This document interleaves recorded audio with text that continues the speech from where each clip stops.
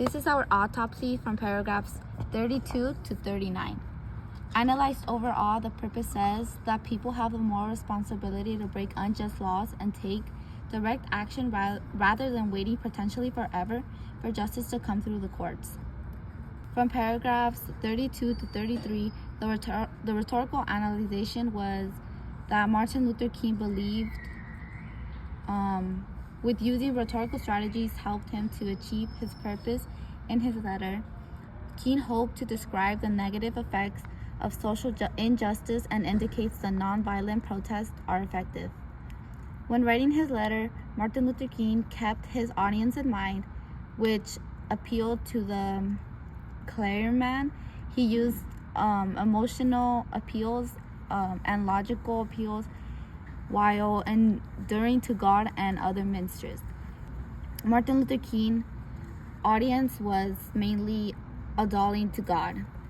The context and summarization was just talking about struggles people were going through, Black people in specific, during the nonviolent protests, which helped to get sympathize from the audience and persuade the man to agree with his argument. Also in his letter, he acknowledges the fact that his mistress tried to help colored people in their attempt to end segregation.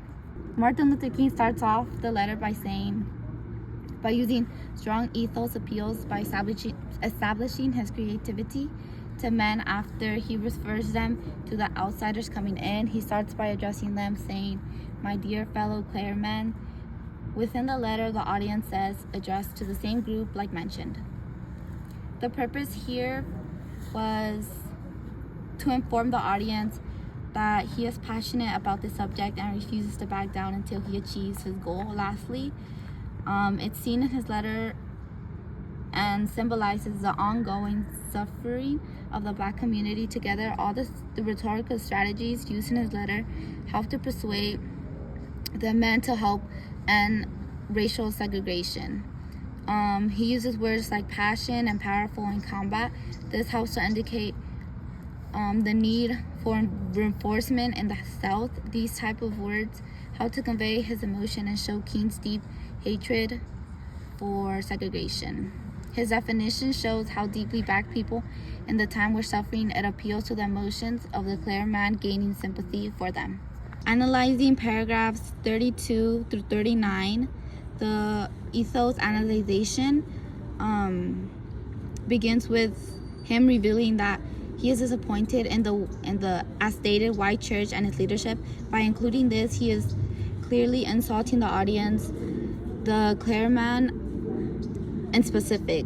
However, he does not acknowledge their positive efforts. For more, making his argument more valid, Martin Luther King mentioned specific instances where the Catholic churches have taken the stand against segregation. Okay. In the first half of paragraph 34, Martin Luther King, he questions if organized religion is too connected to the way things are now to help our community or our country and the world. He explains how he should focus on his personal faith and his inner church with being the real community and hope for the world. And he explains how he's grateful to God and that some good people from organized religion have stepped away from the strict rules and joined him for the fight for freedom. He explains how their witness has kept the true meaning of the gospel alive during these tough times, and they have created a way of hope through the darkness of disappointment. He hopes the church will rise to He hopes the church will rise to the challenge of this important moment. The purpose is to show the sacrifices people and churches make in order to fight for freedom, how people have lost support from their churches and ministers, and he explains how he isn't worried about the fight in Birmingham, even if the people don't understand what he's trying to accomplish. King addresses the criticisms of the clergymen and the issue of racial inequality. He explains why the civil rights movement is justified and connected to the goals of freedom that America was founded on. The purpose is to justify the civil rights movement's protests by showing they are connected to America's core values of freedom and equality. He wants to explain that the struggle for civil rights isn't something separate from America's history. King's message is that the movement isn't an extreme cause, but is tied to the founding goals of the U.S. He argues that African Americans have always been part of America's story. In paragraph 36, written by Martin Luther King Jr., is honoring the courage and sacrifice of civil rights activism such as James Meredith, elder protest and protect against younger democrats. Then he draws them as a true hero of the Southern, connecting their struggles to America, to the American dream, democratic values. Martin Luther King Jr. uses emotional stories, vivid imagery, and highlights their discipline, dignity, and the moral strengths of their nonviolent actions. He draws Dr. praises the courage of discipline in civil rights activism, demonstrating them as a sublime of heroic heroes. This creates a positive inspiration tone, showing how much he values their sacrifice. The story of the woman saying, "My feet is tired, my soul is at rest." It's powerful because it shows how her inner strength disciplines her hardship and her morals. By highlighting the suffering and bravery of individuals, Dr. King makes readers sympathize with their struggles and admires their demonstration and dedication. Dr. King ties the civil rights movement to the American dream he reminds them the reader is a constitutional and Declaration of Independence. We build on the idea of freedom and democratic, which also activism of the fighting upholding upon hold. That makes no sense, sorry. Paragraphs 37, 38 to 39. The context of the 37th paragraph states that MLK has never written a letter as long as a book, as well as hoping he did not take up too much time for the audience.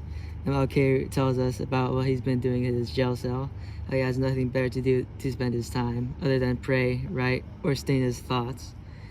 The context of the 38th paragraph of the Birmingham letter is MLK apologizing to us. MLK writes to the audience to forgive him if most of the letter was an understatement of the truth.